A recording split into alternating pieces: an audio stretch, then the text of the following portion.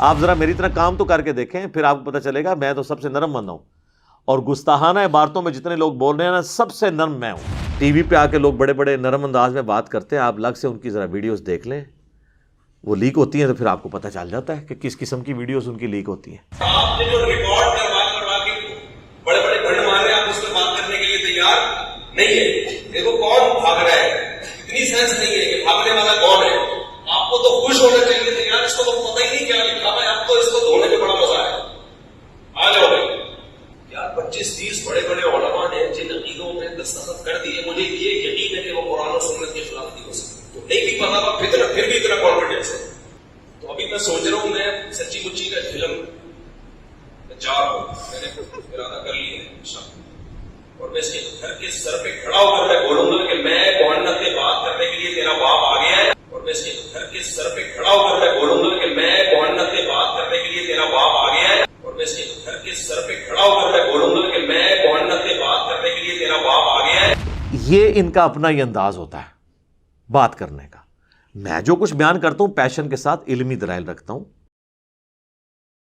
آپ لوگ گواہ ہیں، میں ہمیشہ اعلیٰ حضرت امام احمد رضا بریلوی صاحب کہتا ہوں، حالانکہ مجھے کئی لوگوں نے کہا اعلیٰ حضرت کیوں کہہ رہے ہیں، پھر کیا فرق پڑتا ہے؟ اگر اعلیٰ حضرت لفظ سن کے کوئی بندہ توحید ماننے کے لیے تیار، تو میں جناب 10 دفعہ اعلیٰ حضرت کہنے کے لیے تیار ہوں، ٹھیک ہے، ان کے بقول ہے نا، کیا فرق پڑتا ہے؟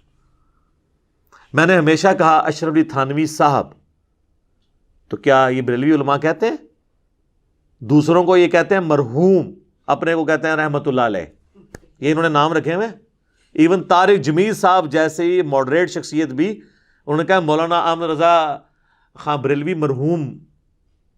تو احمد رضا خان صاحب مرحوم، تو میں نے خود اپنے استاد صاحب سے سنا کہ ان کی تحریروں میں کوئی ایسی چیز نہیں ہے جو حد کفر تک پہنچاتی ہو یا بالکل کھلی گمراہی تک پہنچاتی، وہ صرف جذبہ عشق میں بدعت کی حد تک پہنچے۔ انہوں نے بھی رحمت اللہ علیہ نہیں کہا، ان کی آڈیو ریکارڈنگ موجود ہے، اگر آپ کہتے ہیں نا وہ کہہ سکتے ہیں، ان کو کیا آپ کہتے ہیں؟ ہاں جی، کبھی نہیں کہیں گے سر۔ تو ہم لوگ تو اللہ کا شکر ہے احترام سے نام لیتے ہیں، ورنہ یقین کریں جن لوگوں نے چشتی رسول اللہ یا اشرف علی تھانوی رسول اللہ کلمے پڑھائے یا انڈورس کیے یا کتابوں میں چھاپے، یہ سیدنا عمر کے زمانے میں ہوتے، تو آپ کیا سمجھتے ہیں حضرت عمر نے ان کو زبان سے سمجھانا تھا؟ آپ ذرا میری طرح کام تو کر کے دیکھیں، پھر آپ کو پتہ چلے گا میں تو سب سے نرم بندہ ہوں، اور گستاخانہ عبارتوں میں جتنے لوگ بول رہے ہیں نا، سب سے نرم میں ہوں، میرے زیادہ نرم بندہ آپ کو ملے گا نہیں کوئی۔ اور ٹی وی پہ آ کے لوگ بڑے بڑے نرم انداز میں بات کرتے ہیں، آپ الگ سے ان کی ذرا ویڈیوز دیکھ لیں، وہ لیک ہوتی ہیں تو پھر آپ کو پتہ چل جاتا ہے کہ کس قسم کی ویڈیوز ان کی لیک ہوتی ہیں۔ آپ نے جو ریکارڈ کروا کے بڑے بڑے بھنڈ مار رہے ہیں، آپ اس پہ بات کرنے کے لیے تیار نہیں ہے۔ دیکھو کون بھاگ رہا ہے، اتنی سینس نہیں ہے کہ بھاگنے والا کون ہے۔ آپ کو تو خوش ہونا چاہیے تھے یار، اس کو تو پتہ ہی نہیں کیا لکھا ہے، اب تو اس کو دھونے میں بڑا مزہ ہے۔ آ جاؤ بھائی یار، 25-30 بڑے بڑے علماء نے جن عقیدوں میں دستخط کر دیے، مجھے یہ یقین ہے کہ وہ قرآن و سنت کے خلاف نہیں ہو سکتی، تو نہیں بھی پتا پھر بھی اتنا کانفیڈینس ہے۔ تو ابھی میں سوچ رہا ہوں، میں سچی مچی کا فلم چار ہوں، میں نے ارادہ کر لی ہے انشاءاللہ، اور میں اس کے گھر کے سر پہ کھڑا ہو کر میں بولوں گا کہ میں محنت سے بات کرنے کے لیے تیرا باپ آ گیا ہے، اور میں اس کے گھر کے سر پہ کھڑا ہو کر میں بولوں گا کہ میں محنت سے بات کرنے کے لیے تیرا باپ آ گیا ہے، اور میں اس کے گھر کے سر پہ کھڑا ہو کر میں بولوں گا کہ میں محنت سے بات کرنے کے لیے تیرا باپ آ گیا ہے۔ تو یہ ان کا اپنا ہی انداز ہوتا ہے بات کرنے کا۔ میں جو کچھ بیان کرتا ہوں پیشن کے ساتھ علمی دلائل رکھتا ہوں، کبھی کبھار کوئی سلپ آف ٹنگ ہو جائے تو وہ پورے کا پورا میرا ایک سمجھ لیں نیریٹو نہیں ہوتا، اوورال میں ہی ہوں، اعلیٰ حضرت لفظ بولتا ہوں، اشرف تھانوی صاحب بولتا ہوں، امام ابن تیمیہ بولتا ہوں، ٹھیک ہے نا، کبھی میں نے نہیں کہا گستاخ ابن تیمیہ اس طرح کر کے میں ایک لفظ ساتھ جوڑ بول کے تو ساتھ بولوں اس طرح، یہ تو احترام سے ایک دوسرے کا نام نہیں لیتے۔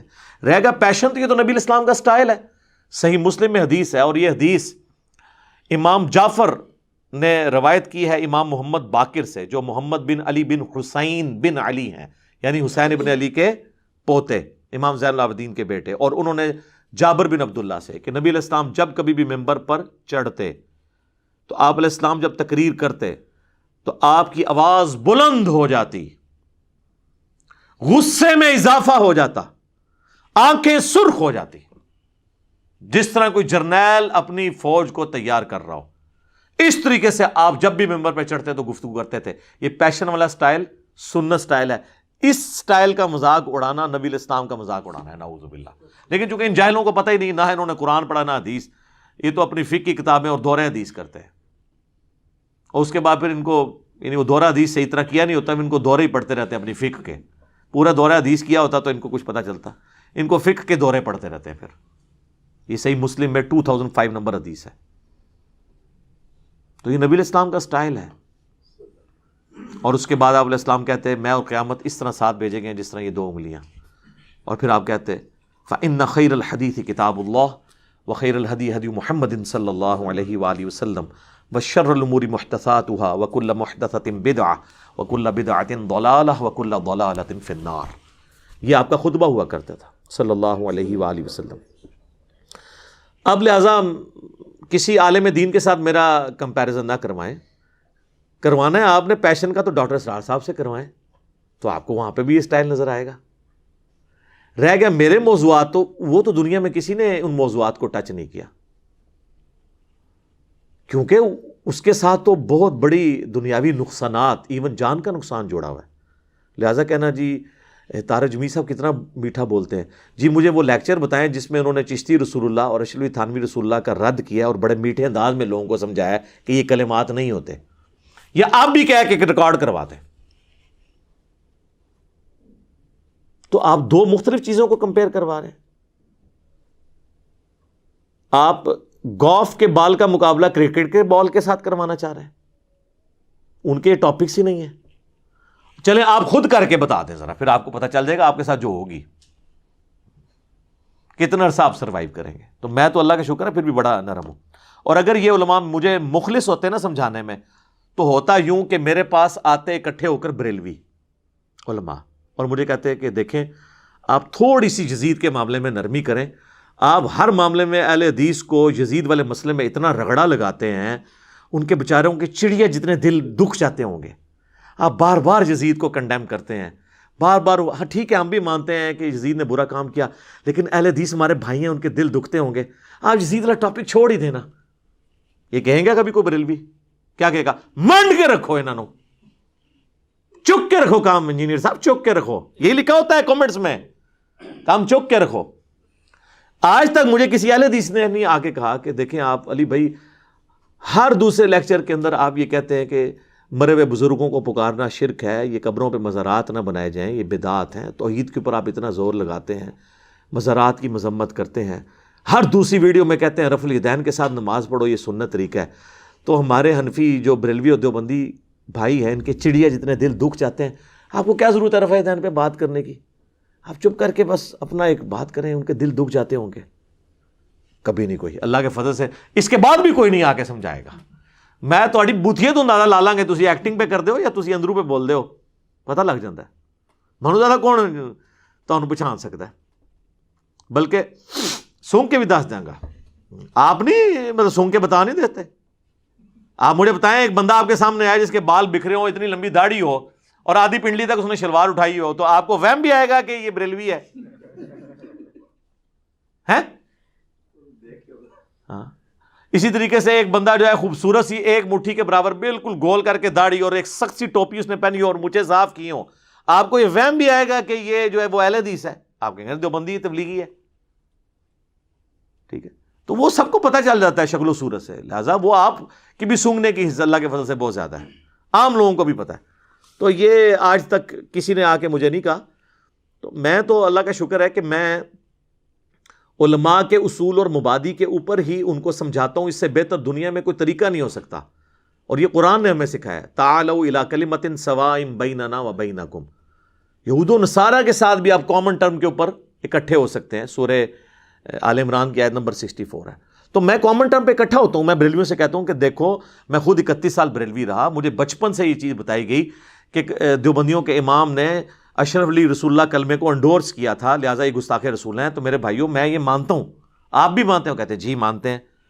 تو اب تو یار وہ چشتی رسول اللہ نکلا ہے حشر بہشت میں، تو ہونا تو چاہیے کہ جناب چاہے اشرف علی تھانوی رسول اللہ یا چشتی رسول اللہ ہے، دویاں دی ایسی تھی تیسی، تو کہتے ہیں نہیں وہ پوچھیں گے. تو اس کے بعد کیا ہے, 2 نمبری کر رہے ہیں, اپنے آپ کو دھوکہ دے رہے ہیں, ان کو نہیں پتا. یہ میں کٹر لوگوں کی بات کر رہا ہوں, باقی تو لوگ قبول کر لیتے ہیں. ہماری دعوت سب سے زیادہ بریلویوں نے قبول کی ہے.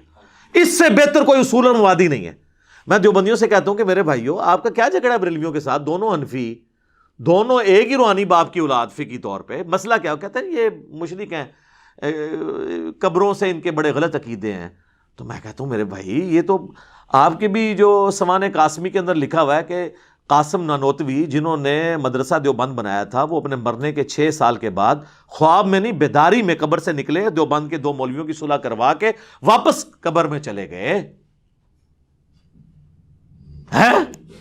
اب ہونا تو یہ چاہیے کہ جناب ہونا بھی لکھا ہے تو وہ بھی ہوئی کوئی سن, لیکن جن کو ہدایت ملنی ہے وہ کہہ دیتے ہیں ٹھیک ہے.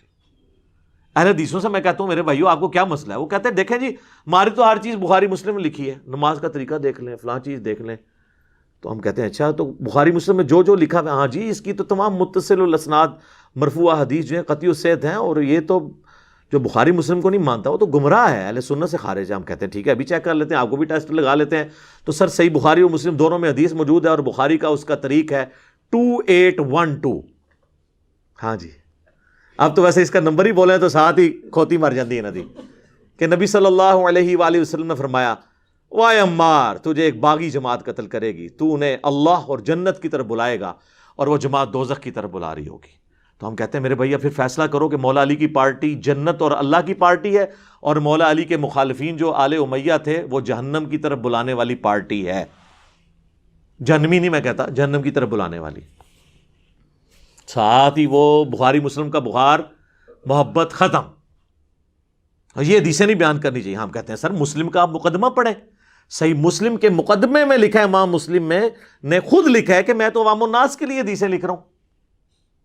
تم کہہ رہے ہو وہاں میں بیان نہیں کریں گے, تو چلے مسلم کی آپ کو حدیث بیان کر دیتے ہیں, کریں جی. مسلم شریف میں 4776 نمبر حدیث ہے کہ عمر بن عاص خانہ کعبے کے سائے میں بیٹھے ہوتے ہیں, عبداللہ بن عمر بن عاص, اور ایک تابعی آ کے ان سے کہتا ہے عبد الرحمن بن عبد رب کعبہ, جب وہ حدیث بیان کرتے ہیں کہ امیر کی اطاعت کرنی ہے, تو کہتے ہیں یہ آپ نے اللہ کے نبی سے خود سنا تھا ان کا, میں کعبے کے سائے میں بیٹھا ہوں, میں نے میرے کانوں نے نبی علیہ السلام سے یہ خود سنا تھا کہ اطاعت امیر کرنی ہے, میری آنکھوں نے حضور کو دیکھا, میرے دل نے آپ کی بات یاد رکھی.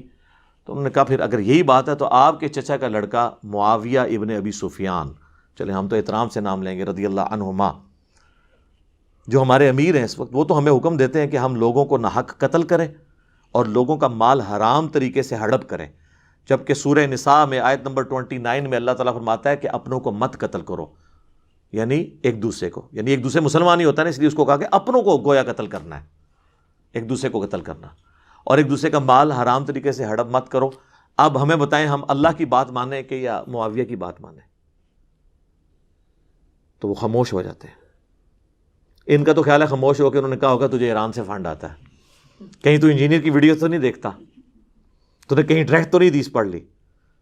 تو وہ سر اٹھا کے کہتے ہیں کہ جن کاموں میں معاویہ تمہیں اللہ کے حکم کے مطابق چلاتا ہے اس میں ان کی اطاعت کرو, اور جس میں وہ مخالفت کرے تم اس کی نافرمانی کرو. یہ حدیث جب ہم مسلم سے بیان کرتے ہیں تو یہ ماننے کے لیے تیار ہو جائیں گے. اور اس سے بڑی حدیث صحیح مسلم کی 240, علی سے محبت نہیں رکھے گا مگر مومن, علی سے بغض نہیں رکھے گا مگر منافق.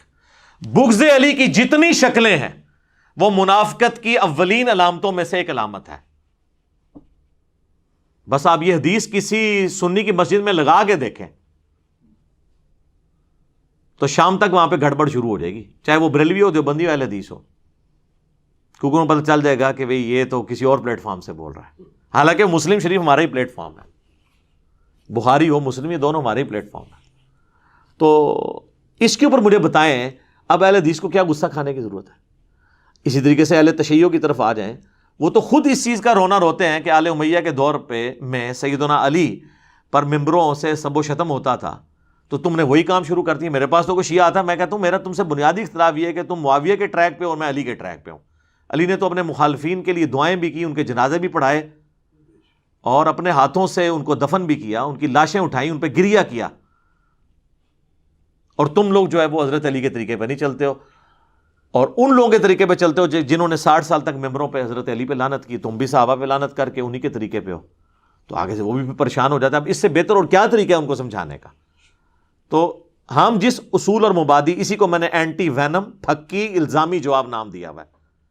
جیسے کوبرا سانپ کاٹ جائے نا تو اس کا علاج پھر کوبرے کے زہر سے ہوتا ہے، اسے کہتے ہیں وینم کا علاج اینٹی وینم، جو اس کے زہر سے بنتا ہے.